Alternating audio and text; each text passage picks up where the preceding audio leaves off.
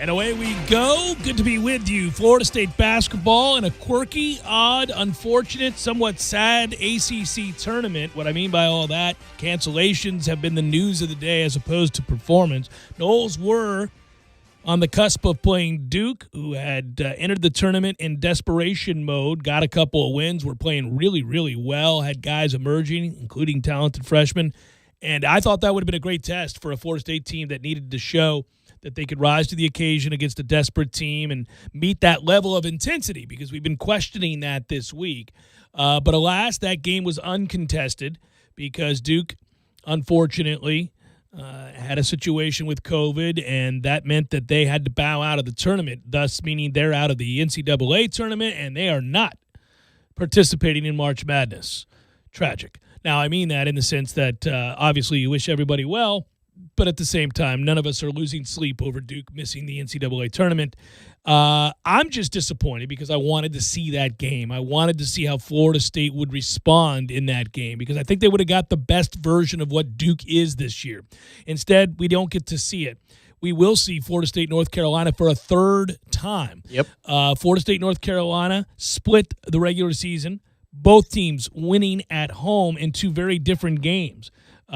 You go back to the first game, Florida State did not have Scotty Barnes, and it makes it all the more impressive that Florida State was able to win that game because his length, his size, the talent that he brings to the table, one would think would have been necessary in an effort to help keep North Carolina off the offensive glass because he can aid in that endeavor as well. But they didn't have him, and they had to go to war. North Carolina's relentless in their efforts to attack the offensive glass. They do it better than anybody in the country. And yet on this day, Florida State was able to subdue that to an extent and also really convert on the free throw line late to close it out and got that win. That was a big one and a nice win, and I thought it showed a lot of chutzpah. And then from there, the second game in North Carolina saw Florida State get off to a great start. They had Scotty Barnes in this game, and really once he was inserted, kind of took off, and things changed after a slow start to the contest. Florida State got hot and went into the half feeling good about themselves. Second half, well, turned out to be the tale of two halves, right? That second half did not resemble the first in any way. North Carolina kind of got whatever they wanted. I thought Florida State wilted in those moments. There was a look of bewilderment. There was a sense of panic to some extent, real frustration. Carolina began to get on a roll, and the next thing you knew, they were the ones dictating terms, including doing what Florida State did to them the first go-around, which is make a ton of free throws and knock them down. And they did. They knocked them down time. And again, really shot well from there. So the two games were different. They were split. The third matchup figures to be a bit of a war. I think these are two very physical teams. Malik Osborne is going to have to be healthy tonight for Florida State to win this game because he helps mitigate some of the problems on the glass. And we'll see how healthy he is. Yeah, you take a look at what North Carolina's done of late, and it's really impressive. You know, the team from 4 years ago that was absurd on the offensive glass recovered over 50% of North Carolina's misses pretty much for the whole season. And that's crazy. Yeah. In their last 4 games, North Carolina is doing just that. They've recovered 74 of 140 total misses. They're well above 50% on the offensive glass. And if you watch last night's game against Virginia Tech, how North Carolina pulled away in the second half, any shot was a good shot. It was ridiculous. Just chuck it up there. Who cares? Because they're going to clean the glass. Yeah, and if they're going to shoot, and they're also shooting better from the perimeter than they have, their season statistics, aren't what they have been. Meaning, as of late, they've played really well. They've shot the ball well. Yep.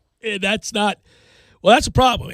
Listen, the bottom line is this. I will say this. For all my teasing of rolling out there Roy and the wild inconsistencies with which they play despite having blue chippers everywhere, the truth is if you get the version that cleans the glass the way they do, that has the height and the depth, and are going to shoot it, well, you're going to lose to that team. North Carolina is going to be a team that will win the ACC tournament. If they play that way, they will win. They will beat us, and they will beat Georgia Tech, and they will win the ACC because their best version of themselves is very good. And they've got the swagger going right now, too. They were feeling it last night, second half. Virginia Tech pushed them, but the problem for Virginia Tech was they had to play most of their guys 33, 34 minutes. And North Carolina doesn't have hardly anybody who's played over 25 minutes a night in this ACC tournament. So they're relatively fresh for this game. The Notre Dame game didn't push them at all. They beat them like 101-59. That's the second time in a month, too. They've absolutely obliterated a team. Notre Dame's not that great, but Louisville was a team coming off a break that's not terrible. So they can go run away and hide from you if you're not up to the physical challenge. And I am worried about our mental headspace, our health in the post, and then what North Carolina is bringing to the table, which is gobs of confidence. Like, this is not a great spot for us tonight. No, I don't like the matchup. I don't. I didn't like it when we were playing well. I've said before, Carolina, part of the reason that I've gone in on, for lack of a better term, Roy, is that look at the hosses that team has. Look at who they have. Now, I'll grant you one of the frustrating aspects about Florida State's second game against them, the loss that evened up the series for the year, was that you end up getting killed by a freshman, a guy that we really weren't talking about in the scouting report, and that's to his credit. But, you watch that game, and he goes out there with 20 points and just absolutely destroys us. We didn't have an answer for Kessler. So I don't know what we go into this game thinking, but I know the strategy to try to keep them off the boards and mitigate that worked well here. But if Carolina's going to shoot it well like they are now, then you're going to get hurt because they're going to get open looks. Oh, God forbid we shoot.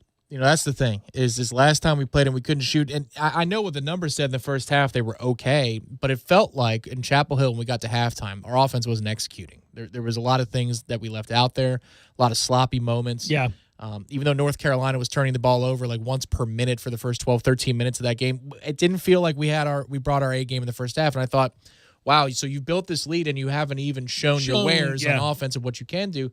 And it never came. We got worse. Yeah. We had 9 points in the first 10, 11 minutes of the second half in Chapel Hill. So the offense could be brought to the table a little bit more today.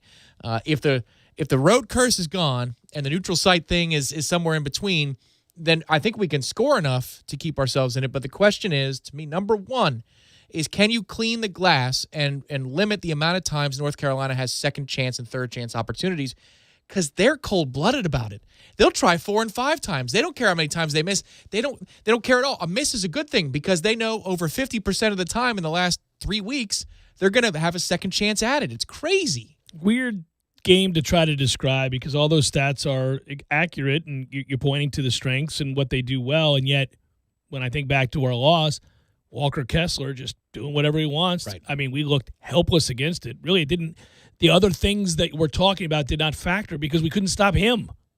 I mean, it didn't matter if it was a little 15-foot mid-range or he was going to the basket, he was dunking on people. He began to flex. Well, and drawing a bunch of fouls, too. The whole team did. And some of those calls were absurd, but that's going to happen in Chapel Hill in late February. But that's the thing is if you look actually at the heat map, and I did so today for the Hamalytics report where you're breaking down each individual game from both sides' perspectives. Florida State actually did a really good job of non-fouls and shots near the basket. North Carolina was shooting way lower than their season average. I mean, they were bad. They were 44%. In close, that's nuts. That's a really good job by Florida State. But the question is, how many fouls do you have to take and trade? Because we legitimately did a great job near the basket, both offensively and defensively here in Tallahassee. And then we were the exact opposite. We were the Hyde version of ourselves up in Chapel Hill. So if you can contest things and you can battle down low and go toe-to-toe with North Carolina, because we certainly have the size to do it, how many whistles are being blown in those instances? Because we shot over 60% from in close when we went to the line 27 times, hit 26 of those shots.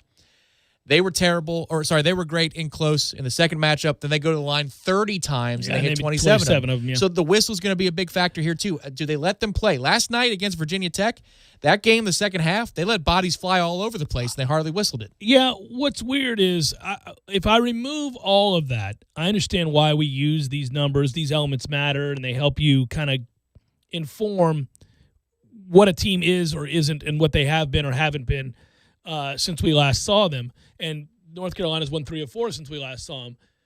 But I really go back to just how they're playing. And I know this reeks of eye test. But honestly, I think the reason that Florida State fans aren't excited about, well, maybe they're excited, but they're worried about this game is just from what they have looked at. They've watched North Carolina play well. They had to stumble against Syracuse. Other than that, they've played really well. They blew Duke out of the water. So why do I bring this up? Well, I also blew Notre Dame out. We just lost to Notre Dame, and comfortably, okay? we also lost to this North Carolina team, and this is where that falling off a cliff began to happen. So the team you're playing is the team that kind of kickstarted you playing like ass, and then they went ahead and trampled Duke, who was playing really well in this ACC tournament. And if I said to you, well, we're playing Duke tonight, you'd be nervous because you think Duke's playing really, really well, and you're worried about us. Well, Carolina wasn't worried. They just beat the hell out of them. And then they just stomped the Notre Dame team that beat us comfortably. So if you're just looking at it, you're saying, A, Carolina beat us last time we faced them. B, they turned around and whooped ass against two teams, one you didn't beat and one you're not sure you would have. Right. It just is uncomfortable. Right, yes. If there's an arrow next to them, it's green and up. If there's an arrow next to us, it's red and down. There's no doubt. But the one thing I would say is when it comes to battling along the glass, we did better in the first matchup than I thought we would. In the second matchup, is kind of here or there. But we are more equipped. We are more equipped if Osborne is healthy to rotate enough bodies to be able to compete along the glass, and that's where they're doing their damage. It's like what we typically see with Leonard Hamilton teams the last few years, where you get 10 minutes to go and you're exhausted about the 30 minutes you just fought through to keep it tied. Mm-hmm. And then Virginia Tech last night ran out of gas. I think there's two reasons. One, they extended their starters, and they had to. But two, they hadn't played a real basketball game in 13 days. Played in a while, yeah. So, and that's the other weird thing, and especially given that Duke couldn't play yesterday, we have a triple bye. We're as rested as can be, and they've had all this adrenaline going for the better part of 2 days. So it's just... I like to think they're tired. It's impossible to figure these tournaments. It's easier, the NCAA tournament, than it is a conference tournament because they're playing day 3 in a row. I think we'll say this as we go to break, and that is, in essence, play well. I can live with losses. Losses happen. They do. It's all right, you know. Play angry. But play angry, play well. I mean, do what gives us a chance to win in the postseason when it really matters, the NCAA tournament. Let's see guys play to form. Okay, here it is, real easy. You know Scotty Barnes is going to play motivated and angry tonight. You're right. Raekwon Gray, he's going to play motivated and angry. If Malik's healthy, most certainly. Anybody else? No. You'll get a great effort from Calhoun. Doesn't always know what he's doing, but you'll get a great effort from him. I don't know about MJ Walker. If the knee is that bad, then Calhoun needs to get more of those minutes. Evans is lacking confidence. I'm not going to. Polite will play hard. I need him to play smart and play well. I need him to defend. But he can shoot, and I trust him. I think he's all right. Evans is obviously lacking confidence. I'm not going to go, rip that kid anymore. We know he's just not playing well. I mean, he'd shock me if he did. Wilkes and Gom. Stop it.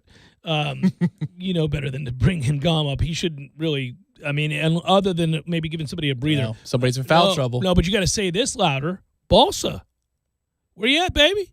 7 feet, 200 and whatever. Let's go. Let's be a man out here. Better be tonight. I mean, they are feeling it right now. That's what I'm saying. Balsa's a big key here. Let's go. We're talking about rebounding and being tough in the paint. You're a monster. Let's go. He's been a sheep lately. I mean, let's go. Coming up next, the interview of the week brought to you by our friends at Lane's Medical Shop. Locations in Colquitt, Donaldsonville. Lane's Medical Shop offers all your medical supply needs. They even have delivery and emergency service available as well. Lane's Medical Shop, 229-758-9111. Adrian Crawford joined us earlier this week. It's perfect for the court report. Great insight into this Florida State team. Of course, he does color for Florida State with Gene Deckerhoff and also, of course, played here in the early 2000s. He joined us. You'll hear that next with our interview of the week brought to you by Lane's Medical Shop.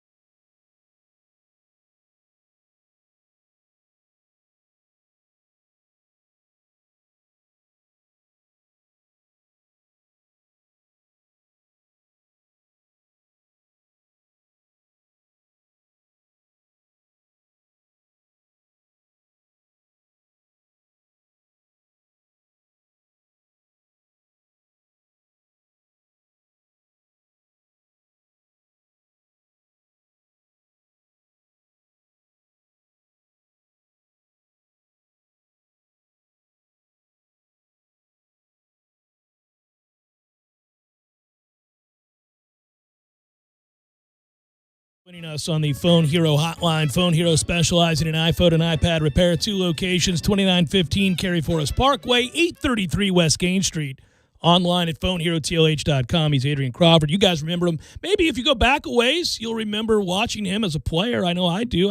That's how old I am, Tom. I was on the air when Adrian was a player. I was way back, 2000, 99, 2000, 2001. And then, of course, if you listen to Florida State basketball now, you hear him as a color analyst. Yeah, I had my moment this week where the last Florida State player to make first-team All-ACC was Tony Douglas in 09. And I'm like, hey, I went to class with that dude. So, by the way, That's a good first topic. Adrian, how are you, good sir? Thanks for joining us. Oh, man, thank you guys so much for having me. And, I really it's always love coming in, talking basketball and chopping it up with us off air with you, Jeff. So, man, I'm glad to be here. Well, I was just thinking about this. I know it makes you angry. It makes me angry. It makes all of us angry. Tom was just talking about it. Our last first-team All-ACC player is Tony Douglas. At what point? What do you have to do to be All-ACC? I know that year Tony was the Defensive Player of the Year in the conference. He led the league in scoring. So that's all. That's all you got to do. You got to be far and away the best player in the league, right? It is, and it's just, and I think that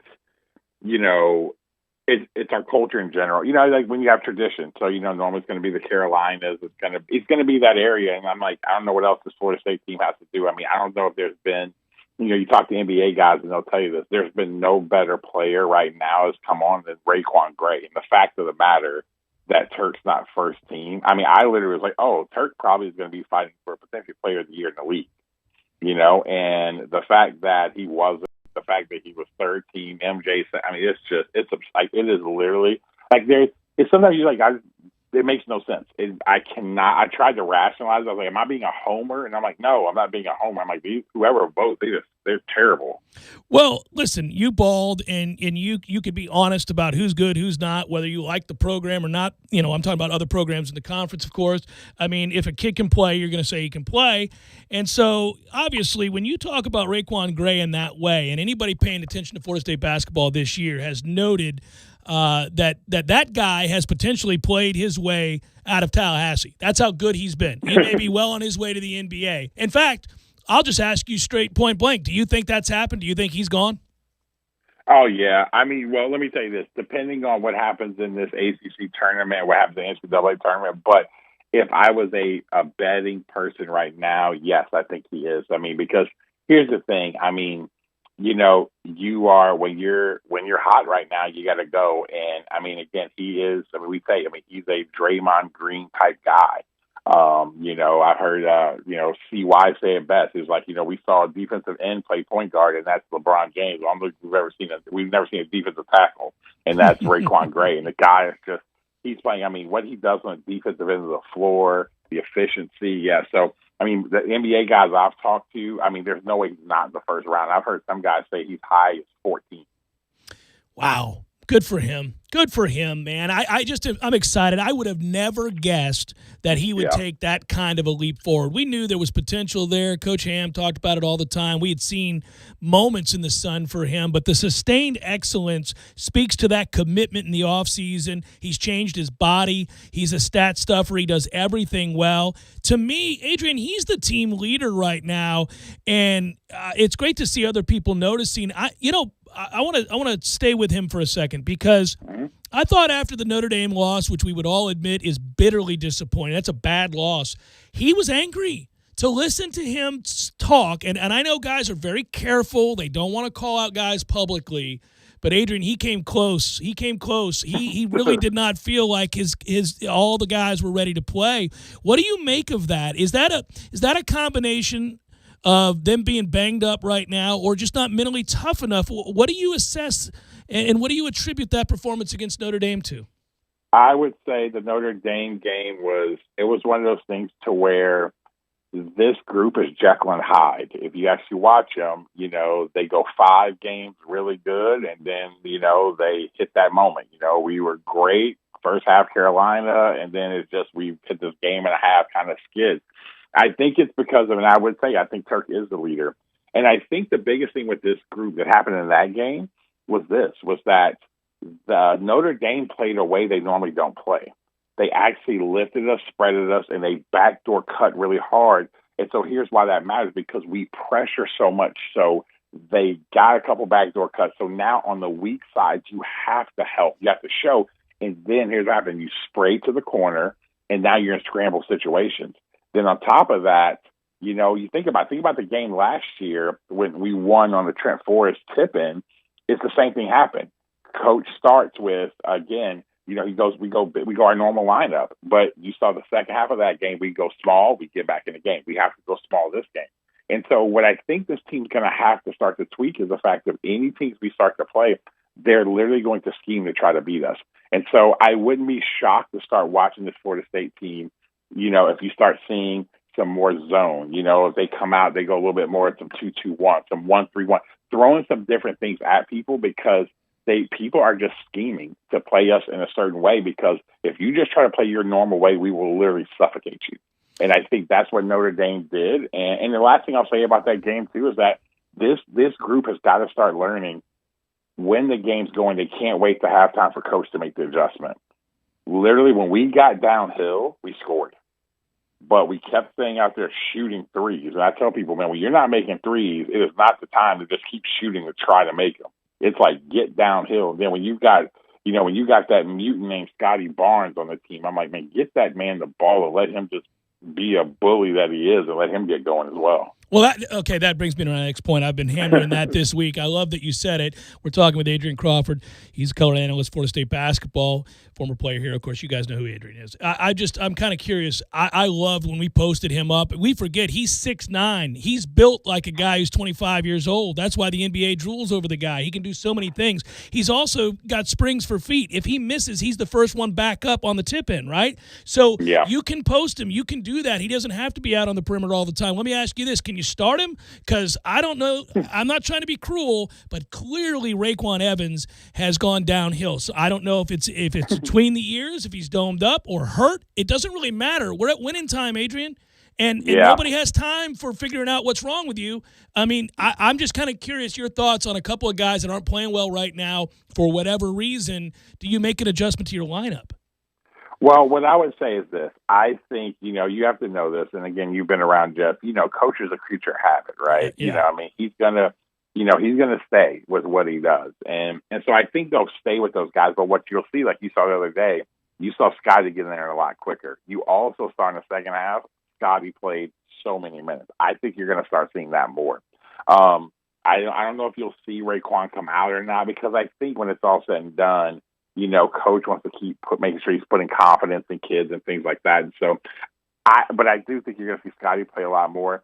I also think what you're going to have to do is you're going to see them play Sardar Calhoun in different spurts, because he is, I'm telling you, Sardar Calhoun, he is Vinnie Johnson.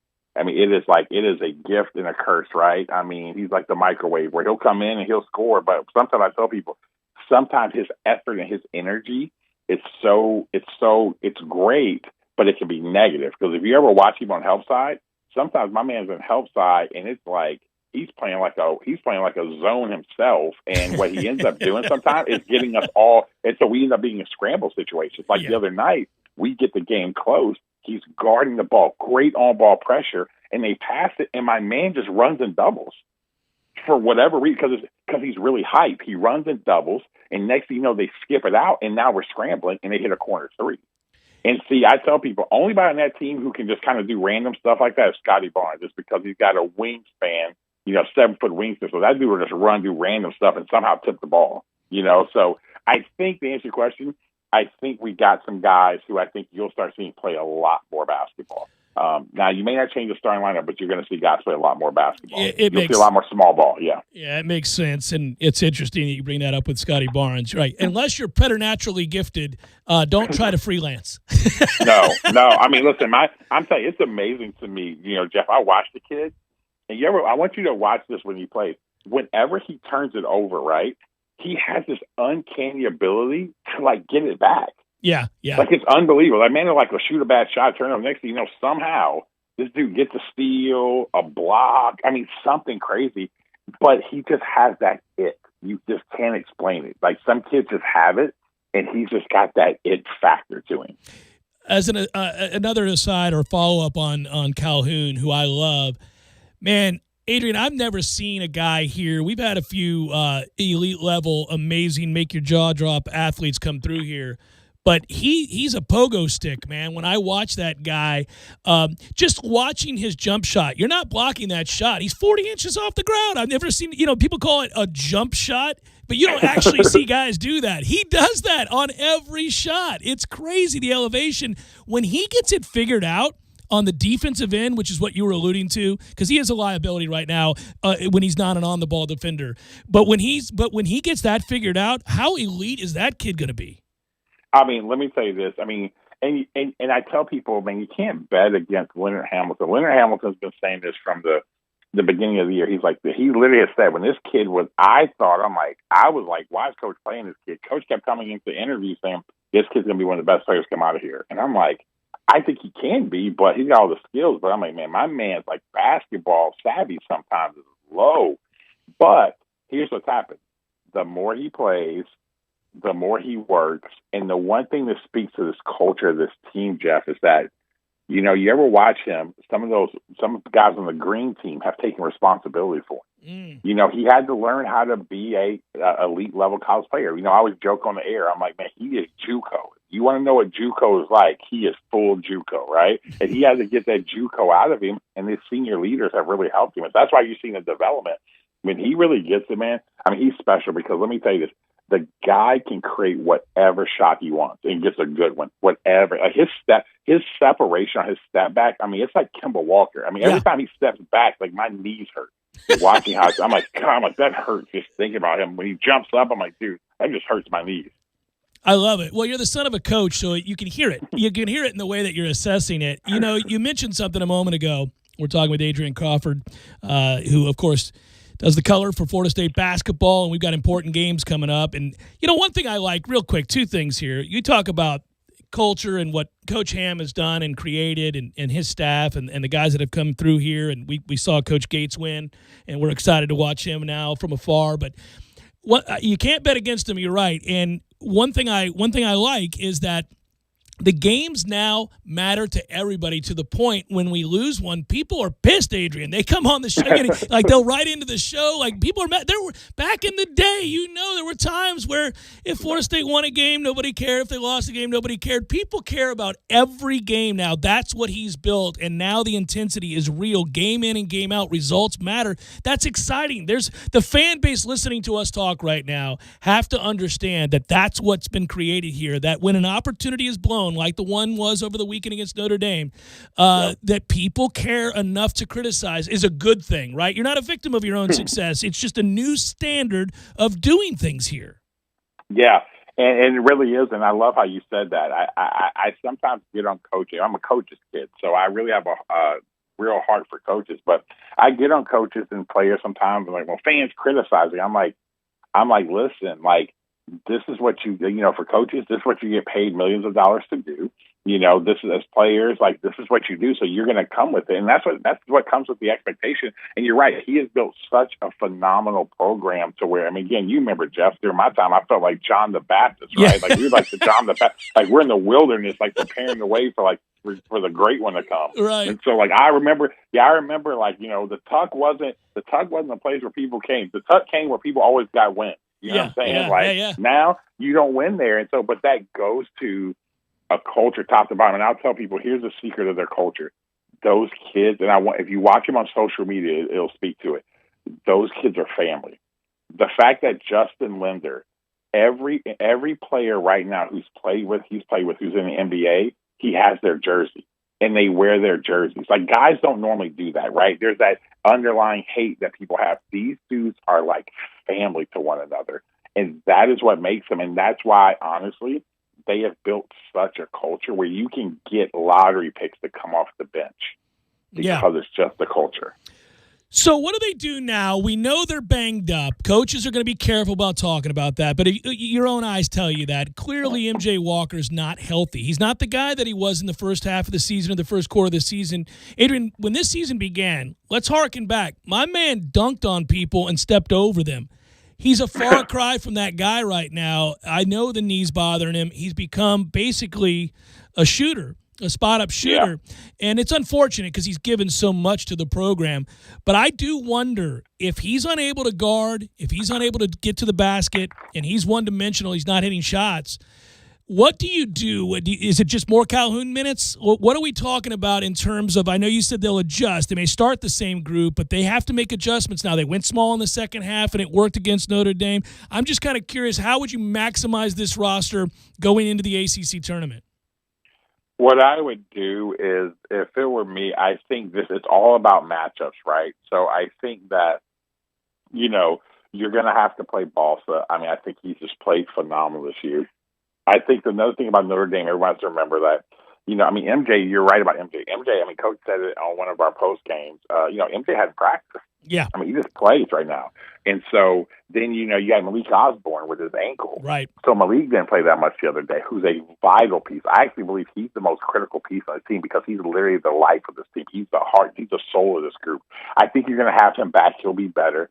I'm telling you, I would go, let's say MJ, and you got to limit his minutes. What I would do is I would play. You can't play Calhoun a ton of minutes because here's what happens. When you play him in long stretches, even though he plays hard, he gives you 8 points, but he gives up 16. And so you're just like, it's like you can't do it. So you got to play him in stretches, 2-3 minute stretches. But I think what you're going to have to hope for is more of a Raekwon Evans where maybe you moving off the ball or you playing with Scotty. Because sometimes when they play together, they actually don't do a bad job, when they're actually on the floor together. But I think the key is going to be, to answer your question, the key is going to be this is Malik Osborne. I think if Malik Osborne can be healthy, I think he can help. Because that Notre Dame game, I mean, you look at it, I mean, he didn't play in the second half. And so I think that's where it's at. So I think he's the vital piece. In my opinion, he's going to be the vital piece because he allows us to go small ball. And that small ball, you can ultimately go out there and you can play and you can begin to move and you can rotate those guys. My favorite thing that you just tweeted recently was that you hoped we played Louisville. Oh, my. Listen, let me tell you this. Chris Mack, I'm telling you right now, Chris Mack is going to pull out plays that have been like deep in the file cabinet. Dude, we have blasted them. Yeah. And Chris Mack is crazy. Like, I mean, literally, I wouldn't be shocked if he told those kids, listen, if we play Florida State and you lose, like, everybody's scholarship, like, we're done. Like, I'm going to portal, and I'm a Mike Norvell this thing, and I'm getting all new players because, like, you lose 5 times. As a guy who can really coach basketball, I really rather play Duke because I'm telling you, he's going to come out with such an incredible scheme, man. Hey, I want you to hear this. We save Chris Mack audio constantly because of how angry he gets when they lose and how angry he's been at Florida State in particular because we've owned them and we've made his team look like children amongst men. And here you go. Here's audio from the last ass kicking they took. Here you go. It's confounding. I know that, for a fan, you're like, what the hell is the problem? Why aren't we ready to play? And that's what our coaching staff is saying. Intimidated. The shit needs to get corrected. Yeah, how's that? That's after the game this year. That was him after our game, and that's not the only thing. He's talked about it before. We've got another clip where he's talking about how Florida State just manhandles us, and time and again he will reference his guys just getting bullied. He hates Florida State at this point. Well, you know what it is. Here's why. This is why he says it this way. It's because actually he's a coach that he literally prides himself and his team and what he's done on being tough, on literal toughness. That's the type of coach he is. So now when you are a coach who, like, you pride yourself on toughness and you're getting bullied, right. You know what I'm saying? It's like when you pride yourself on being Debo, but Craig shows up, right? Friday, Craig shows up and knocks you out every time. Right. You're like, you're going to, because he doesn't know what to do. Because it literally is, Florida State walks in, and it's just like, it's like, you better tuck your chain in. If not, we're snatching it. That's what it is. You can't stand that. It makes me laugh every time. I love that you tweeted it. Hey, brother, be good. Thanks for the time. Let's do this again. We'll get ready for the NCAA tournament. No matter what happens with the ACC tournament, I'll get you back on, but always appreciate it. Thank you, sir. You guys take care. All right, you too. Take care. Adrian Crawford, color analyst, Florida State basketball, former player here, and you can learn a lot by listening to him and and breaking down who we are, what we do well, what we don't. Come back, react to that. And I want to add to that too, Tom, because I've got thoughts on some of the things that Coach Ham said that are kind of interesting about intensity and what we do with guys and all that. It's Jeff Cameron Show, 97.9 ESPN Radio.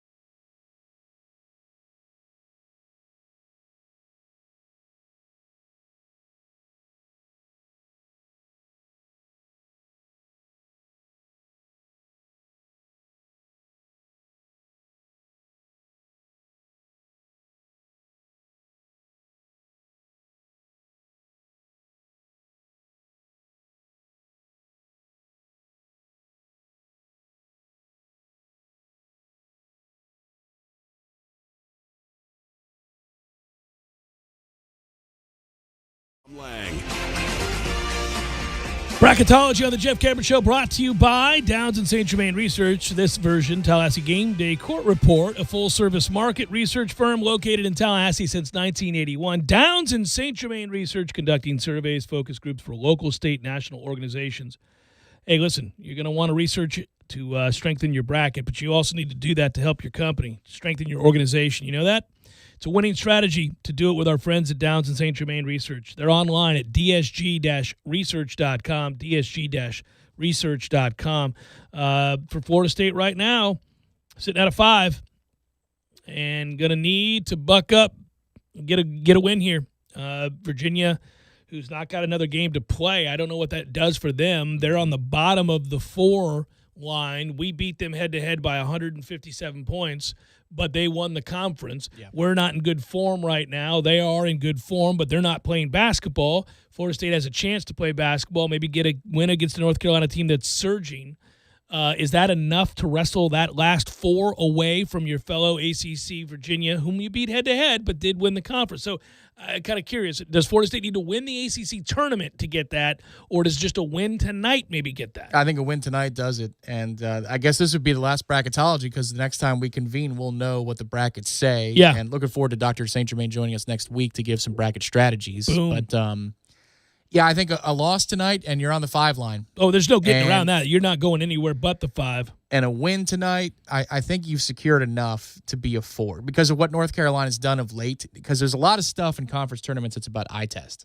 You know, I don't know that the committee looks at those games and they weight them the same way they would a road game in conference play in January. I think they look at it like it's little bells and whistles points.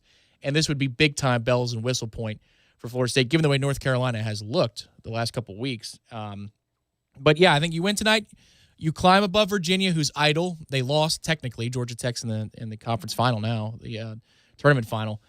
And a loss tonight, you're looking at the 5 line. Man, it's too bad because a week ago we were looking at a 2 or a 3, and you stumbled on the road at South Bend, and now you brought this nonsense into play. We could be in a 5-12. Yeah, I generally speaking understand that it's a good thing to be in a position to concern yourself more with the fact that you're a 4 or you're a 5 than whether or not you're going to make the tournament, A. B, it's also true that even if you were a 3 or a 5, and I get the seeding matters and it helps you avoid certain matchups that are not desirable before you have to play them, such as it'd be nice not to have to play Gonzaga in the Sweet 16.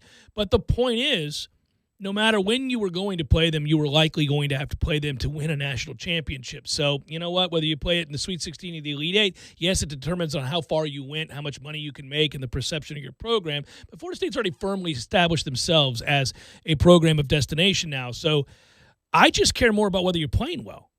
Are you playing well? You can be a 4 and go to the Final Four. I mean, it happens. I mean, people do that. I mean, it's usually the cream rises to the top, but there's always a 3 or a 4 that finds their way there. And if you're playing well, you're going to win that matchup that you didn't want to play sooner. So if all of a sudden you've got to play Michigan in the Sweet 16, well, go beat Michigan. You're probably going to have to beat them at some point anyhow. So, but you can't do any of those things, regardless if it's the Final Four or the Sweet 16, if you're not playing well. So can we show some signs that we're playing well? I want a higher seed. We all desire that. But I just need to see my team playing like they're capable of. The team that blew out Louisville, the team that crushed Virginia, the team at times that overwhelmed people with these runs of 10, 12, 14 points where it was infectious, not only from a shooting standpoint, but also a defensive standpoint, where you saw the versatility, the depth, and then, of course, all the camaraderie that's added in where they're having fun playing the game again and they're not worried about whether or not they can execute or whether or not this shot's going down because the previous 3 didn't, right? Can we get to a place where we're playing the game, having fun again, and playing to our strengths going into the NCAA tournament? This is just such an opportunity for this team to show the anger that they played with Big Monday against Virginia, Big Monday against Louisville, 1 at home, 1 on the road. Because of the way North Carolina is going to challenge our manhood. They just are. And I'm worried about where we are in our headspace. I know we have it in us to play as, possession for possession, rebound for rebound. I know we've got it in us to do that. It's just, are we in the right frame of mind? Or are we Rocky taking on Clubber Lang for the first time? And our heads somewhere else because of injuries and because of whatever distractions the injuries might bring. Because we've done a really good job this year. I'll boil it down to one player. Our old friend Alejandro, a.k.a. Armando Becot, right? So in the last 4 games, he's averaging 18 points and nearly 12 boards. A double-double over his last 4 games. He's been a beast, averaging 6 offensive boards a game. And that's all he does. There is no stretch to his game. It's only around the basket. But he will go all over the place, around the paint, get them second chance opportunities, and he will rip the ball away from you and take your soul with it. He's that type of player.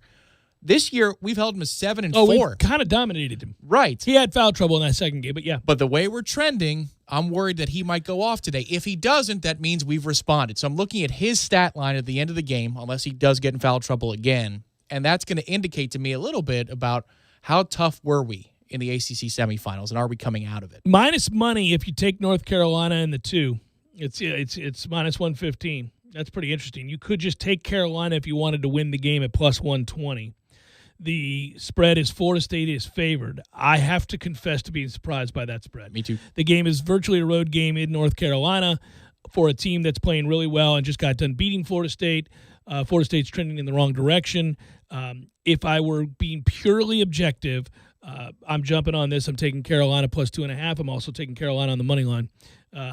I think Carolina wins tonight. It's time for predictions. I think Carolina beats Florida State tonight. I'm upset to say it. I really hope I'm wrong. There's a distinct possibility I will be wrong because Florida State is the more rested team. Florida State, if healthy, is a very good basketball team. My prediction ought not represent some sort of dour future for Florida State. It's just I don't like the way we're playing right now. I don't know how healthy we are right now. Yeah. And I think Carolina's confident.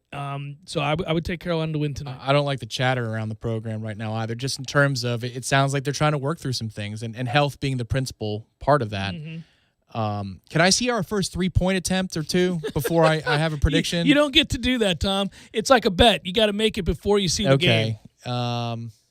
Yeah, you're going to say it. Just say it. You're picking North Carolina. I get it, man. Carolina. Yeah, you are. And we always were in this.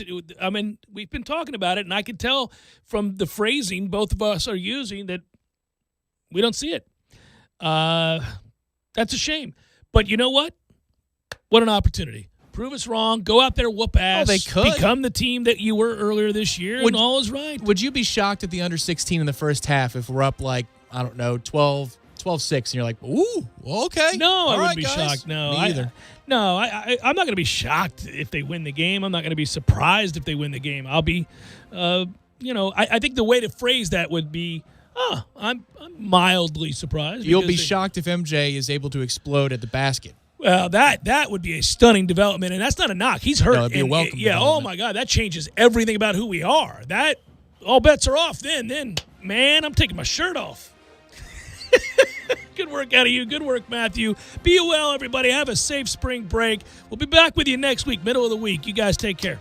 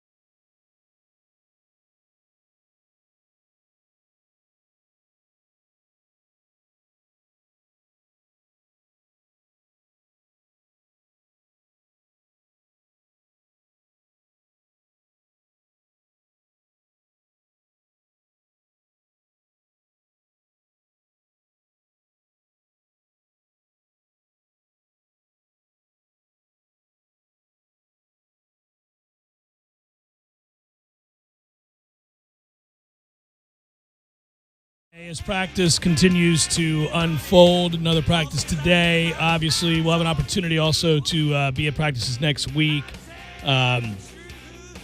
You're trying to learn something here. You're trying to figure out what's what. It's tough to do until we really see them locking in with the pads and scrimmaging and all that good stuff. But you can glean something by being out there. We both were yesterday, Tom. Brilliant afternoon for football. Will be again today if you look at the weather right now. Unbelievable. But, by the way, we're online, ESPNTallahassee.com, on YouTube. Hello, YouTubers. You can email us if you like, JCS at 979, ESPNradio.com. On Twitter, it's at Jay Cameron Show. We had some – in fact, I didn't get to those. We had some questions about practice and on Twitter. And, I'll just say this. They want to be very, very careful about what you say and what you can report, certainly while you're there. Now, we're free to give observations by what we saw, about what we saw. And I will tell you that I'll give you – you want the bad news or the good news? What do you want? You want I mean, we don't want to drive people away just yet. How about the good news? All right. So the level of intensity, the vibrancy with which they work, the focus, the energy, the stuff that would be representative of a healthy culture is certainly on display. There's no doubt that those guys are excited to practice football again, to be together, and to work hard. That matters at a place where it's been a problem. They're not having this conversation at Alabama. It's a given. They're not bringing this up at the preeminent programs in college football. It's assumed that people arrive on time, work hard, care for one another, have a level of requisite intensity necessary to get better each day and go win. But that's been a problem here. And so part of what last year was an exercise in trying to figure out who needs to be here and who doesn't. It obviously, some things were thwarted in terms of growth because of coronavirus. But what you could find out is that there were guys that were not bought in and or checked out and for whatever reason needed to leave. And so a lot of those guys, almost all of those guys, were vacated. They either chose to transfer in some cases, which I don't begrudge people who transfer in a situation, especially like the one that we've seen at Florida State. It's been a bit of a mess. And or they moved on, to either no longer playing football or if they were lucky enough to go prepare themselves for the NFL. But what that did was create a place where you could finally get the buy-in you need, everybody on the same page, and they are a high-energy coaching staff. This is a high-energy staff. They are intense. They're encouraging, but they're hard, and they bring the energy. And the players seem to be taking on the demeanor and the personality of their coaches, which is a good thing in this situation. And that is, Tom, I think you'll agree, really evident just watching practice. It's fun, it's vibrant, it's upbeat, it's intense. It's also really organized. For those that were wondering, that remained the same. The stuff you saw in the 3 practices last spring, or the stuff I saw sitting there in those 3 practices last spring, the thing that I took away was messaging was consistent across the board, every segment, all coaches. Right. Organization of what we're doing, how we're doing it, when we're doing it, how long we're doing it. It was perfect. Everybody knew exactly where to be at exactly the right time and why, and they executed that transfer from field to field, segment to segment, drill to drill a year ago. They did it again yesterday. Yeah, the one thing that I noticed when you're talking about the vibrance of the practice is when guys did reps, executed reps, no matter what the segment group, and they're standing in line before the next one, teammates would encourage them. I saw it a lot with the quarterbacks, with the throws. You'd see it with the defensive backs if they made stops in one-on-one drills, against wide receivers. You'd see it with defensive and offensive linemen. Like, it looks like the segment groups enjoy being around each other. That's not always the case. Mm-hmm. There are some groups that, practice-wise, it's a competition and it's cutthroat. So, one receiver might look at the other one and say, screw you, man, I'm about to beat you because I'm going to take your job. And both can work. Oh, yeah. But when you have chemistry issues, to your point, when you have chemistry issues and a culture that's been cancerous for years, it's nice to see guys are happy to see each other. They're happy to see the coaches. They're happy to see each other, and they're going to go work hard. But there is no doubt that if you were comparing the experience of watching the Jimbo Fisher era of practice to the Willie Taggart era of practice and then saying, all right, what does this look more like? It looks much more like the Jimbo Fisher era of how practice is conducted, no doubt. Yeah, I think that's true. I'll tell you that, I'll tell you there's some kids that you get excited about just because of you look at them physically, what you think is possible with them. But the problem, and this is going to get me to my negative, I'm struck that it's the transfers. It's the guys that we saw that came in from Georgia, right? It's the players that come from other programs, Jermaine Johnson, right? Yep. That look the part. And it struck me instantaneously. The second I saw him, he walked on the field. He looked like none of our other players. So you actually got in a few minutes early. Yeah. There was an area. There was an area where we had to go walk in, and the timeline was 3:00 is when you could park, and then 4:00 was when practice started. But you got up to the area earlier because you showed up extremely punctually. Mm-hmm. And before I could even get set on the perch, you're like, "Wait, do you see the kid from Georgia? Wait, do you see?" Yeah, he looks because like they were inside for their stretches. So I was waiting, and you're like, "Oh, buddy, he looks the part," and you were damn right. It's totally different. And why I say that makes me sad. I mean, you just look at his athleticism. You look at the way he's built. He's dense. He's thick. He fills out his pads, if you will. He's a big dude, and he's quick. Did I say that? He's quick? Yeah. Yeah. Well, but it's a sight for sore eyes. Oh God Almighty! But what I'll tell you is that when I saw him and noted, so I didn't know what number he was. And so I'll take you through the process of what I mean by it being disappointing. The players, because I was there early, I saw every one of them walk through onto the practice field on their way over to the indoor practice facility. And, nobody really stood out. I mean, there are a couple of guys that have always, looked the part that are veteran players here. I always think Corbin looks like a pretty impressive. Well, he's an SEC transfer too. Yeah, pretty impressive looking guy. But so when you see him, you know him right away. You're like, that's different. Okay, he looks like he'd be a problem. If I had to tackle that'd be a problem. That kind of thing. But the rest of the guys, you kind of look at, you're like, need some work. Not enough. You get a lot better. Get a lot better. Oh, right? buddy. Yeah. But then that guy, Jermaine Johnson, walks out. And again, he wasn't here last year, so I don't know what he looks like. I don't know. I mean, I know what his face looks like in a picture, but you're talking about looking at a guy with a helmet on coming through. I don't know what number he is, but I had the roster, and immediately like, who's 11? Who the hell is that guy? And I pull it up. I go, oh, of course, he's the guy from Georgia, and he looks like a guy that could walk into Alabama's locker room and nobody would ask why he was there.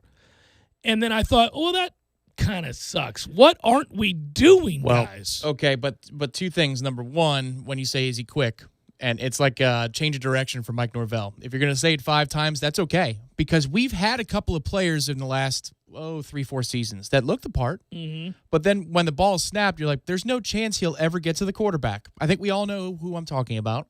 But when the ball snapped, you're like, I guess that camp he had where he was unstoppable has more to do with our left tackle than it does with anything else. Always. But this guy at least looks like he could, every once in a while, scare the quarterback, maybe flush him out, if not outright tackle him. That's called a sack. And I like to see more of those this year because you need the quickness and the quick twitch to be able to pull those things off. And, yeah, they've got some pieces. But it looks like in the trenches, there's still a year or two worth of development to go at minimum. Yeah, they got to. If you're talking about size and depth. Yeah, just our guys got to transform. They got to continue to transform their bodies. Now this is spring, so they've got time. Keep doing it. Whatever vitamins and nutrients and various supplements that are necessary to maximize creatine and maybe things that are stronger that you can get that will allow for this process to be sped up in some capacity, I am in favor of, because I assure you that is what's happening at these other places. Right. I'm just telling you the difference in the way that our guys look compared to some of the other guys. It reminds me of when I was down on the field against Oklahoma in Norman. And here I was because Jimbo had me convinced that they were ready to go, that they were ready to compete at the highest level. And I think he thought that too. I'll never forget. I was there that Thursday for the practice, and that's the walkthrough day. Oh, they were arrogant. He was chewing on ice like, yeah, what you got? What you got for me? Mm-hmm. He was like, we're going to go kick some ass, and there's no doubt about it. Yeah, no, the opposite happened, and it was abundantly clear why when we got there, because I go down on the field and I'm looking at Oklahoma stretch, and I'm looking at us stretch, and I go look back at Oklahoma, and then I look back at us, and I look back at Oklahoma, and I go, oh, well, they're recruiting from a different talent pool. This is not okay. This is not going to, I know games aren't won and lost by the way you look when you get off the bus, but we better be really fast because we're not winning the power war here, and we got stomped. But you know what? We get credit as a coaching staff. They get credit for finding kids that look the part, that have the quick twitch, and going and getting them, because it's not just about the transfers, although I will throw in one other transfer, and that's DJ Williams, the running back. Yeah, he's a hoss. Yeah. I mean, Mike said it yesterday in his press conference, low center of gravity. Yes, there's forward momentum to what he does, but there's kind of a tuck position that he runs with where you're like, man, that's going to take a lot to tackle that dude. I mean, he is strong on his feet. As you said, probably needs to get in a little bit of shape, but he certainly looks the part, especially in third and short. But then the receivers that he brought in, Malik McClain and Josh Burrell. Josh Burrell, buddy, looks like a seasoned veteran. Yep. Josh Burrell, you look at the way he's put together. Here's my problem since we're segueing to wide receivers. They don't have anybody that changes the game. There's nobody over there that changes the game. I mean, there's nobody going to run past anybody over there on a consistent basis against good teams. Unless we scheme it because we're pounding the football. Or it's worth saying, though, not yet, because some of the younger kids go through development over summer and then into fall camp, and that you might see a little bit more explosiveness. But, yeah, Destin Hill, who's coming in, or Parchment need to be that guy. Corey Wren may need to be flexed out and isolated in certain matchups. But if you're just talking about stock and lock wide receivers, right now you don't have the Tamorian Terry or even somebody else like a healthy Keyshawn Helton, right, from a couple of years ago that you have to honor down the field. That would be nice to see that develop, but again, maybe when pads come on, something happens. It didn't look likely yesterday, that's for sure. No, and I like Malik McClain and I like Joshua Burrell, and I think that you can see that there are guys that they have promise. I just don't see a burner. I don't see somebody that's running away from anybody. I mean, I see kids that are put together that can play the game and may be able to really contribute early. I just don't think secondaries, not of the elite stature, are going to fear anybody running past them with this group. Unless it's Hill or Wren. But yes, you're right. I mean, that's where we're at right now. That could change. And I know you guys listening here are saying, okay, that's great. How did Mackenzie Milton look? Not good. I don't think he looked good. I thought he looked like he's learning what they wanted to do, and that's you know what? There's nothing wrong with that. It's his first day out there throwing the ball. Well, second day out there throwing the ball around. I get that you're not going to come in here and know the playbook and know exactly where to go with the football. He looked like a little bit like he was thinking. When he got in rhythm and he felt, he got warmed up, he has real hand talent. He doesn't have a cannon for an arm, but he has real hand talent. When he just spins it, that little flick, that intermediate route is really good. Chubba Purdy's got a better arm for sure. But in terms of Mackenzie Milton, you're going to have to wait. We're going to have to wait and see and let him get back into the fold. No, the thing I love about Mackenzie, I think you could see the baseline for why he's going to win the job. I still, it's one practice. They're in shorts. So you're throwing against air a lot of the time. And Chubba looked much better against air than he did in the actual flow of offense in 7-on-7. But you can see that when a play is actually happening and not a drill, that Mackenzie's quick release is going to pay real dividends for us in the screen game, in the quick game. And then also he's got all the details down about manipulating a secondary with a pump fake. And that's something that this offense, we already know that it does this based upon the Memphis stuff and some of the things we saw last year. But I love the way this offense uses the run, uses the perimeter screens, and uses motion to create matchups to where you can isolate somebody up the seam, like a tight end or an H-back, and all you need is a quarterback who can sell it. And I've already seen it yesterday in one practice. Mackenzie can sell it. He can manipulate people with his eyes and with his body language. He's got all the moxie. And then you're right. If it's an over-the-top throwing motion, it's not nearly as clean looking so far in his time here as it is when he just uses the hand and it's kind of a flick of the wrist. Well, it gets out there. He can sling. It's like a slingshot when he uses that particular form of his it's a sort of a whip. I think what we're painting in terms of a picture and in the, how they do the way too early top 25s after a national championship game. All right, I'm going to give you the way too early prognostication of this offense. And that is, we're going to be facing defenses that creep to the line of scrimmage because we don't seem to be an offense that's going to be capable either because of limitations within the segment group at wide receiver or limitations at the quarterback position on in terms of overall arm strength. Make you guard every quadrant. You're not going to see that. Nobody out there's got Jameis's arm. I can tell you that. Right. So what you're looking at is an offense that I think going to be very physical. We got tight ends for days, and that's what I'm going to get to next. Got tight ends for days. Size. We got versatility at tight end. You got big, strong kids. Yep. You got a hoss out there, 289 pounds. We can go jumbo. We can go double H-back. You can do whatever the hell you want. Well, and there's a versatility at running back. So I think this is all adding up to we want to run the ball. And I like that. There's a physicality to that I'm like, yes, let's get back to that. Yes, I'm sure you were sick of it. But yesterday, all I was saying when I was watching the trenches was, okay, Darius looks a lot thinner. He looks better. But better, right? He's taking off the bad weight, and you can see what they're trying to do to build him up with the good weight. But if he and maybe another tackle, whoever the grad transfer would be, if they can still go find one, if they can hold it down and be average bookends, and you can flex Robert Scott inside and Devontae Love-Taylor comes back. Robert Scott, who had a good day at practice yesterday. He did. Now you've got a ground game that you can count on that sets all the other stuff up.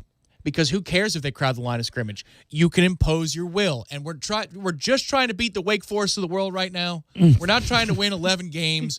We're just trying to beat those teams that we should beat. NC State and Louisville at home. We're trying to handle those situations. Right. So if you can get those two guys to play inside, a grad transfer tackle, and then what they're doing with Darius at left, okay.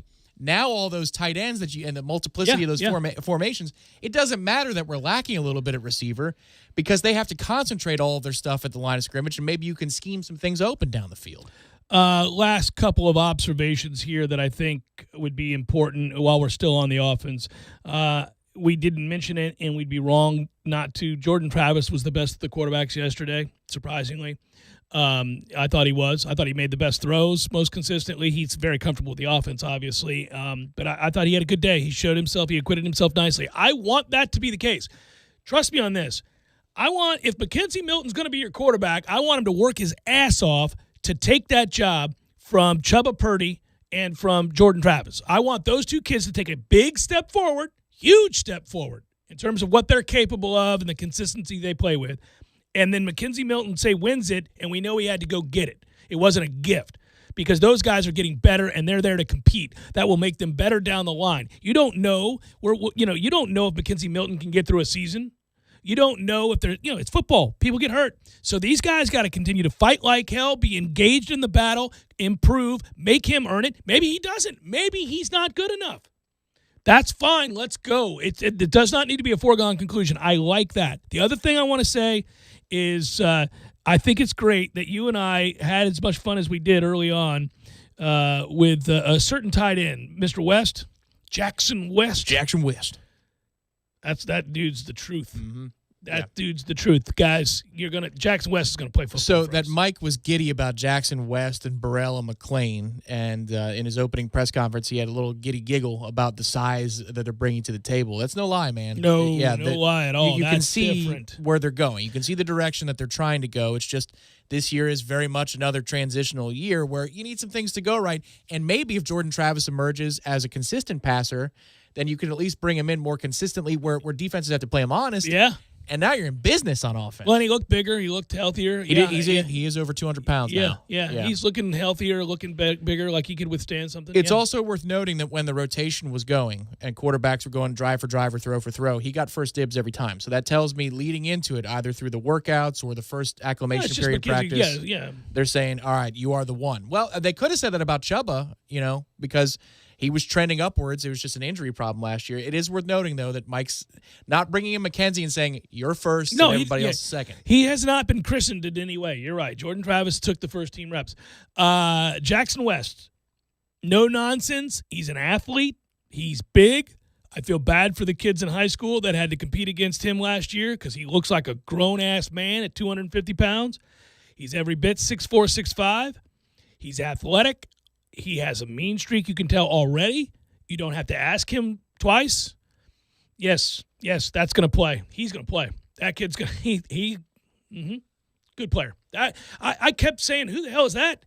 And, that's really what you're looking at these first couple of days. It's just every now and then somebody will flash. You're like, who's that guy? Oh, you look at your roster. The new guys, you don't know their numbers. So you're looking, And there's always number switching that goes on, right, too. Yeah. And so I kept saying, I must have said it 3 times when I looked up and saw, when I was watching the tight end segment, who's that? Oh, that's that kid again. Oh, that's Jackson West. Yeah. So I get why they're excited about him. He does look different. This is part of the different, caliber of player you're going to be bringing to your program. Because, again, this all gets back to it should not – why does Josh Burrell, Jackson West, anybody that wasn't here before, why do they all look better than our existing guys and they're coming into the program? You know what I mean? That's a problem. And we need to get on this. I really am concerned about this. But you can see where they're going. Combine that with the work that they've been doing on the recruiting trail and some of the yeses they're getting or the interest they're drawing at 22s and 23s. They can see it. They can find it, and they can find it early. Some of these kids, they're on early, too, and that's why they decided to say yes to Florida State. So, I'm not ready to christen Mike Norvell as the next Jimbo Fisher when it comes to evaluation and seeing kids early. But he doesn't suck at it. No, I can tell you that. He does not suck at it. No, he knows what he's looking at. Amari Gaynor played well yesterday, should be noted. He definitely looks the part. He looks the part. We'll see. I mean, linebacker play, you gotta get the pads on, but he played well. A couple other observations just in terms of guys that I thought played well. Jerry and Jones looked good. He looked good. Made some plays. He showed up on my notebook. There were a few guys that posted up. It's really hard in that situation to know, is it the good defensive back play or is it average receiver play? Yeah. Because the one thing that happened, and it was pissing me off, and maybe it's worth asking Mike Norvell this question at some point and jumping on a Zoom call for once, but I wonder in those 7-on-7 situations, or if they're just doing individual drills and the quarterbacks are rotating in and throwing, like, is it taught to Chubba Purdy to tuck the ball and run, or should he always give the receiver a chance to make a play in that moment? Yeah, like, so what if you are force they stimulating? If you force it, yeah. Are they keying on, let's see if the receiver can go make a play, or is it, make the right decision because we want the quarterback to make the right decision, even if it bores the hell out of people in a 7-on-7 situation? Yeah, check down 5 times in a row. Well, but he tucked it a few. I mean, he was like waiting, and then he tucks it, and they're like sack, or they just blew the play dead, and you're like, cut it loose. Let's see if they can make a play. But maybe that's just the way it's handled. And if that's the case, then we need to get some separation a little bit more often. Well, that's my point, Tom. I don't think we really have anybody that can do that right now. I don't think that we're going to run away from people. So this is going to have to be a bruising offense. Gets the ball out quickly when it does throw. But there's multiple ways to get separation. It doesn't have to be run by you. It's just like, come on, get out of your breaks, Oh, yeah. No, we'll see. I mean, I don't want to jump to the conclusions here. We'll get opportunities to watch them in pads, and we'll watch them grow. And I do think as McKenzie Milton gets more acclimated to his teammates, to the offense, to, more comfortable in the day-to-day surroundings, he'll play better. He played better as practice went on. He just looked pretty shaky for a good half of the practice. And look, he's got a very cumbersome brace on his leg, and it doesn't mean that he needs it necessarily, but they're taking every precaution.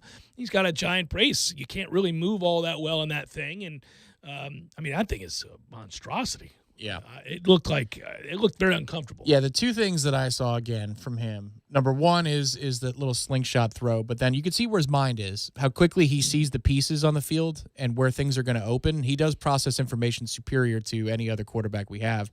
Hopefully his body allows him to do that more often. We've got more football, some basketball here. Of course, you're going to hear more with, assuming we're going to play basketball, good Lord, now that Virginia is not. Georgia Tech skates on into the finals. Florida State with a win tonight against North Carolina. We'll meet them there. I actually think that's a hell of a game. Georgia Tech will play us really well in that game. We know that matchup is is somewhat problematic, and they're just playing good basketball right now. So it'd be interesting. I just hate what's happened to the ACC tournament. I mean, we said it yesterday. We don't like that Duke couldn't play. I wanted to play Duke. That was absolutely. A desperate team, and you would have got the best of them. Post presence is one of the things that's developing. We talked about it in the court report, but what are we in the post? How tough are we? Because Duke would have tested that. Yeah. And North Carolina certainly will. Well, Carolina will. They have twice. Jeff Kemper Show, 97.9 ESPN Radio. We're gonna tether off the mother sucker. Tether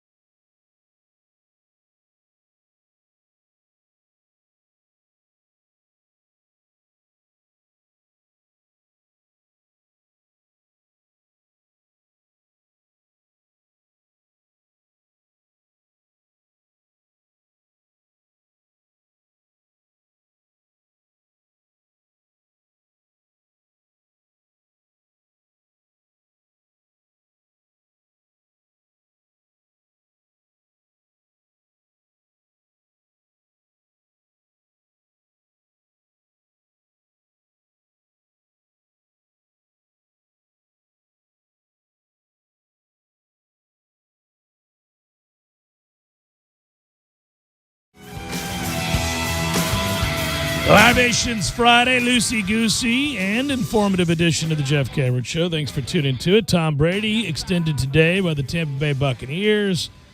It's a lot of money the Bucs save. He was set to count $28.375 million against the salary cap in 2021. This reduces that cap hit by $25 million. Did we see that? Right? I thought I saw 19 $19 million? Okay. Yeah. I saw something that was a huge number.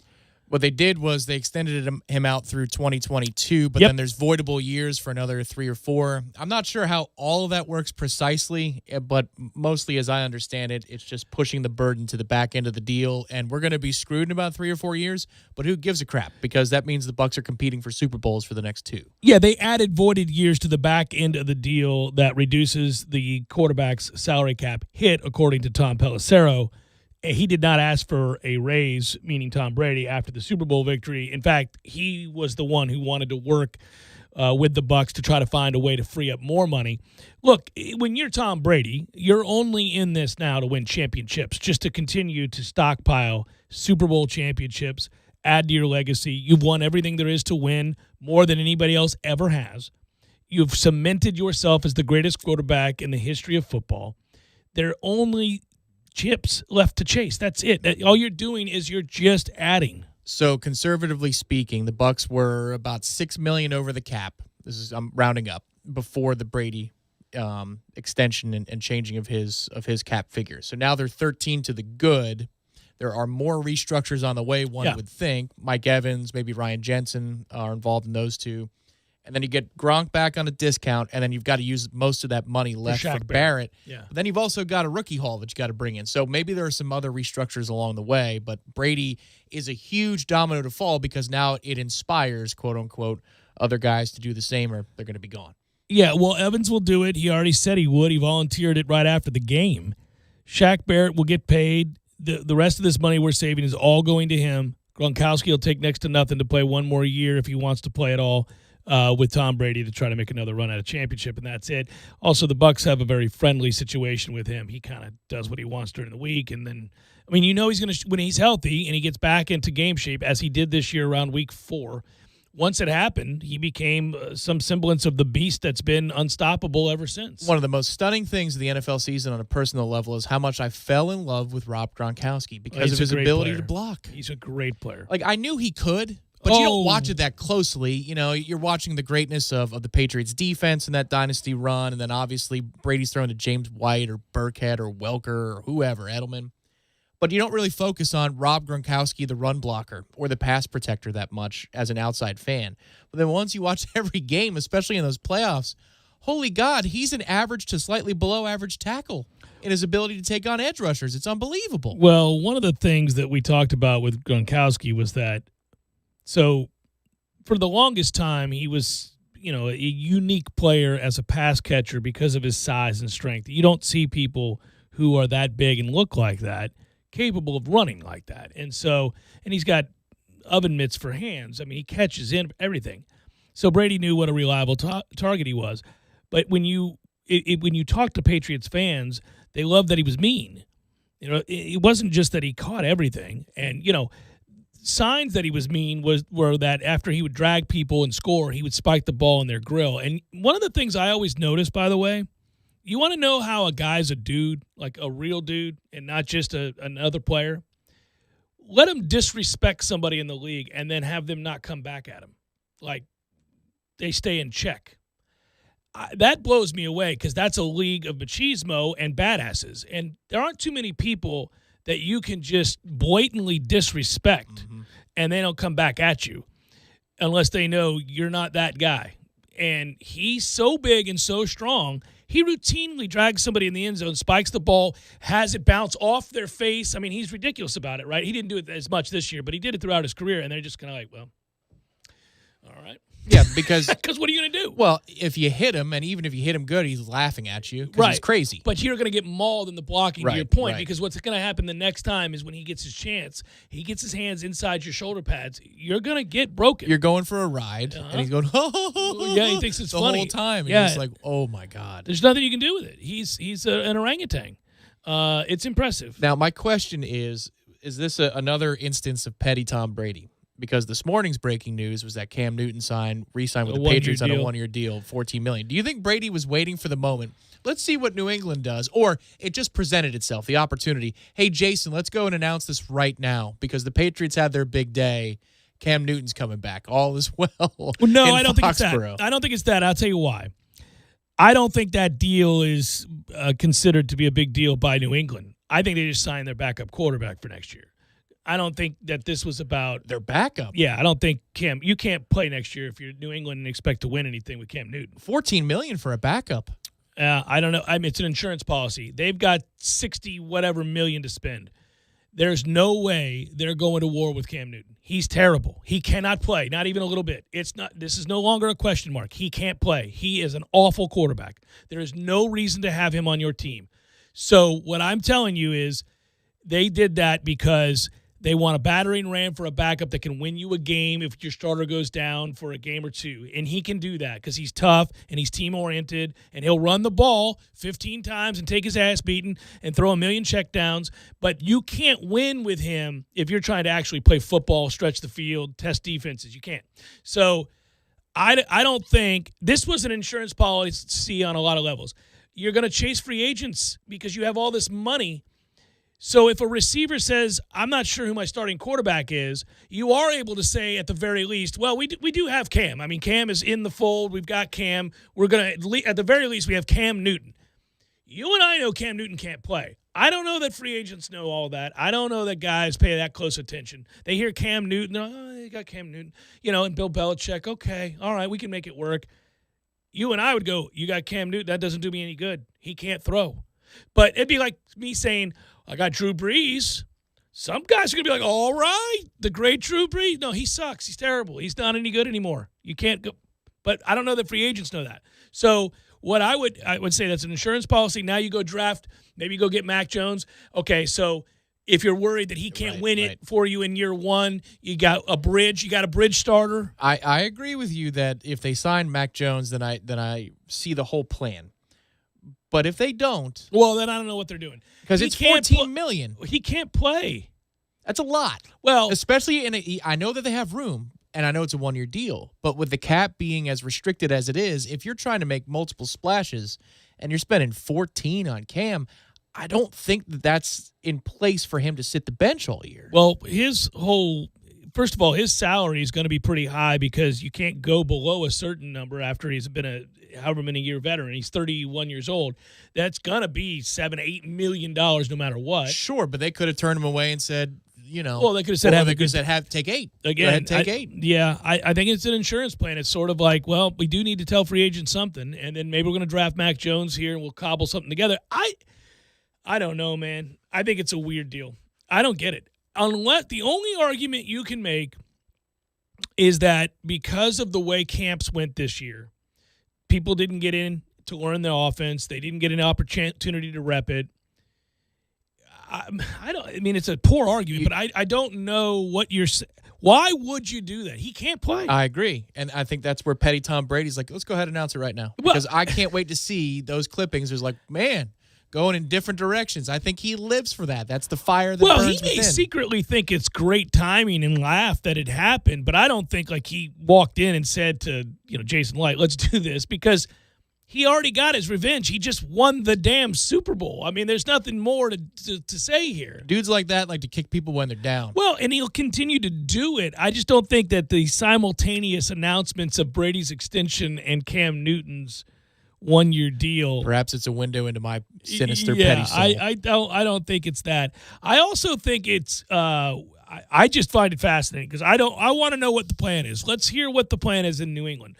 It may very well be I can't think of a good I cannot think of a good reason why you would sign Cam Newton. The pitch is simple though if you're a Patriots fan for hope for next year. It's like, all right, Cam's going to be good for us for 6 cuz I would use you as the baseline and we're going to get a younger quarterback or somebody else that we're grooming. Mm-hmm. Maybe they go get Jimmy G back. But then they'd be spending like $80 million on a quarterback. I'm not sure he can play either, but okay. Well, I mean, if he's like in Camelot, then why wouldn't you just go get Jimmy? Well, I've got to tell you this. If I'm a Patriots fan and our plan is that we're rolling out there with Cam F. and Newton, then my guy has lost it. I'm done with Bill Belichick at that point. But the pitch for optimism is simple. We had 9 opt-outs last year. Of course, and we were competitive into the beginning of December, at least in the division, with 9 opt-outs. So let's get those dudes back. We can cobble together a game plan, and then we're going to have a long-term project working on the other side of things, the quarterback position. And maybe by Thanksgiving, that quarterback is taking the full-time snaps. And that might be enough to get to 9-7 or 10-6 with his wisdom. I really am bumfuzzled by this maneuver. This is not what you do. They have probably a top 3 defense in place when all the opt-outs come back next year. The division is the Bills' division now, but the Bills aren't the Chiefs. So you could knock off the Bills. The Dolphins are on the come, but they've got questions at quarterback. I like every other aspect of that Dolphins team. They got to figure out if Tua can play. But the Patriots have to know that they're a good free agent wide receiver or a drafted wide receiver and average quarterback away from winning 11 games. They could win the division and go to the playoffs, and once you get in, I mean, he's going to game plan. Belichick's not a dumbass. You give yourself a chance. But Cam Newton, does anybody think you can win a Super Bowl with Cam Newton? No, I look at Cam Newton like I would look at Yoenis Cespedes right now, like as a baseball player. It's like he can give you a month where you're like, Jesus. Oh, yeah, that guy won me some games. But if, like, let's just say, the Pirates signed him, and you're like, well, I'm like, yeah, I know, buddy. You might get 100 awesome games out of him, but you're not going to get any more than 100 games out of him. If I got 100 games out of him, I'd be stunned.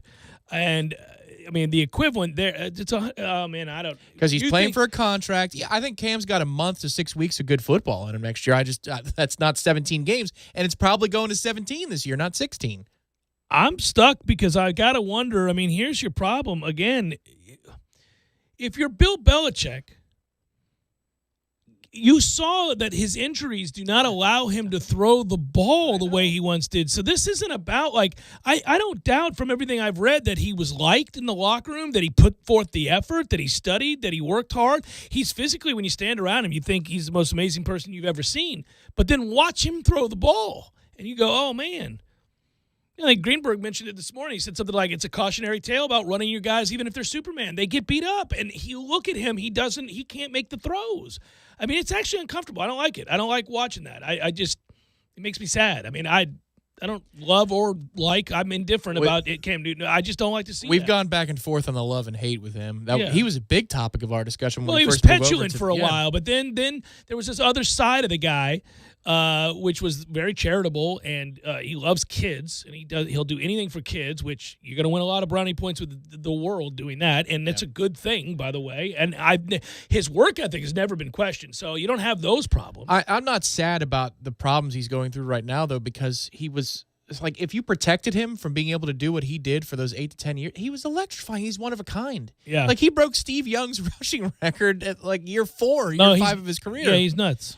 And this is just what comes with it. Like I think it's the natural order of things, but that he was able to do it for as long as he could, and the fact that he still could, again, I think this year for 4 to 6 games, run people over like he used to, 3rd and 1 or 3rd and 2 or 4th and goal and a half to have it. It's amazing that he's made it this far. All right, so when you listen to or read any of like a scout's write-ups on free agency, or you just look at, like Greg Rosenthal wrote a piece for NFL.com. You can go anywhere you want. They're all assessing the entirety of free agents in the NFL this offseason, of which there is a bounty of really intriguing players, including people like you have to decide, is he done or not done yet? Once had preternatural ability. I don't know anymore. It's been a few years. So, for example, J.J. Watt fit that bill. Well, he chose the $33 million that he got from Arizona. I find that odd because if I'm him and I'm at the end of my career, I'm chasing a ring. Arizona's not winning the championship this year. That's odd. Okay, took the money. Fine, take your money. That's what you got. I would have gone Green Bay if I were him. I would have tried to push my way into Tampa Bay if I could have done it. Maybe a couple of the Rams, a couple other teams I might have seen if I could jump on board and chase a ring. Good luck in Arizona. Jadeveon Clowney's a guy that's out there that people are like, but you see him and you go, okay, maybe one good year. Do we get a good year out of him? Because the Bucs did this and it works. Sue for 2 years has been great, and we didn't know if he had anything left in him. So much so I'd bring him back again. I'd like if he'll do it on the cheap. Yeah, absolutely. And he's also somebody we take care of during the week. Oh, and he plays. He's a really good player. He's way better than I would have guessed. My point of all of that is to say this. Jameis Winston fits in where on this list? Well, the vast majority of people that you see that making these kinds of lists about free agents say he's a top 20 free agent. Of course he is. He once threw for over 5,000 yards in this league and 40 touchdowns and everything else. He broke records. He'd be the number one if these last 2 years weren't bonanza for quarterbacks. I mean, it's crazy what the quarterback market has been the last 2 years in the free agency period. Okay, with that backdrop, New England just signed Cam Newton and not Jameis Winston. Mm-hmm. What are we doing? Right. What is going on? On two fronts, what is going on? It's speculation on my part, but what is going on? I mean, that is very weird to me. I don't know. I think, point blank, he's overvaluing his market last year. He clearly did. Because, again, scarcity breeds value. There was no scarcity last year. There was a lot of options. Again, this year, there's a ton of options. He's screwed. Deshaun put his name out in the open. Russell Wilson's put his name out in the open. Stafford was available. Then you've got this draft class with 5 quarterbacks. I mean, Jesus, there's so many options. There's so many ways to go. I'm sure I'm forgetting 3 or 4. Ryan Fitzpatrick is out there. Talk about can he go to a team for 1 year? You need to run. I'm surprised the Patriots didn't sign Fitzpatrick. I would take Fitzpatrick over Cam Newton any day right now. At this point in their career. At this point, absolutely. It's bizarre. Jeff Cameron Show 97.9 ESPN Radio.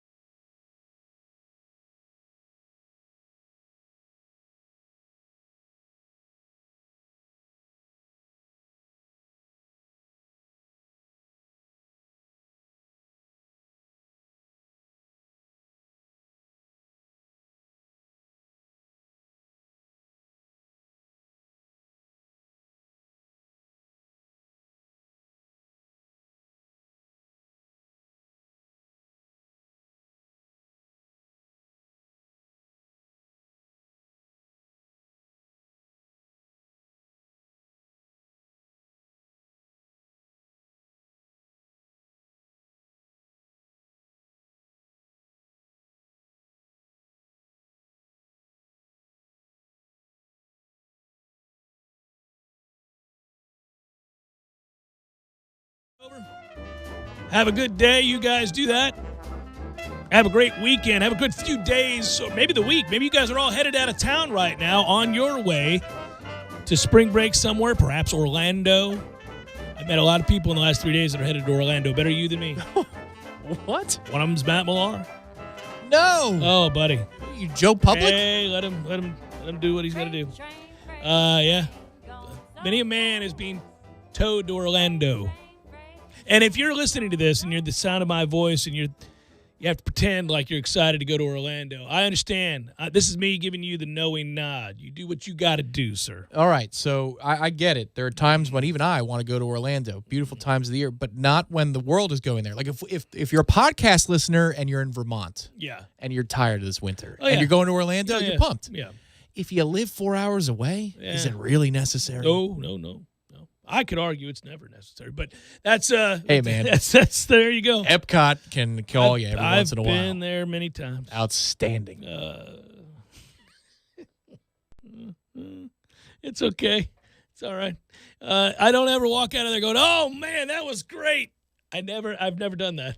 When I was 10, I did that. I thought when I was a kid, I was like, "Oh, this is awesome."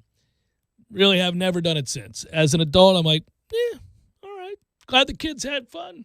That's what I end up saying. Like, the kids had a good time. That's what I say, and then we leave. I think instead, like, we're going to ride over to Universal and do some rides. We're going to do some serious roller coasters or something. Okay, I'm down for that. That's in Orlando. No, I know. I'm not talking about just general Orlando. You said Epcot. I'm okay. Like, I don't walk out of Epcot going, "All right, Epcot." I go, roller coasters at Universal. Okay. You just got to be a kid at heart. That's all. Can't lose that. I have. But that's okay, because I have kids and I let them do it. And then I go, "Oh, I'm getting joy out of their joy." That's how I do that. Selfless. Yeah, that's how I do it. You guys are doing great. Go make it happen. All right, so Tallahassee Game Day Court Report. Here we go. Maybe we'll have basketball tonight. Let's hope so, because we did a whole report for you. It's next.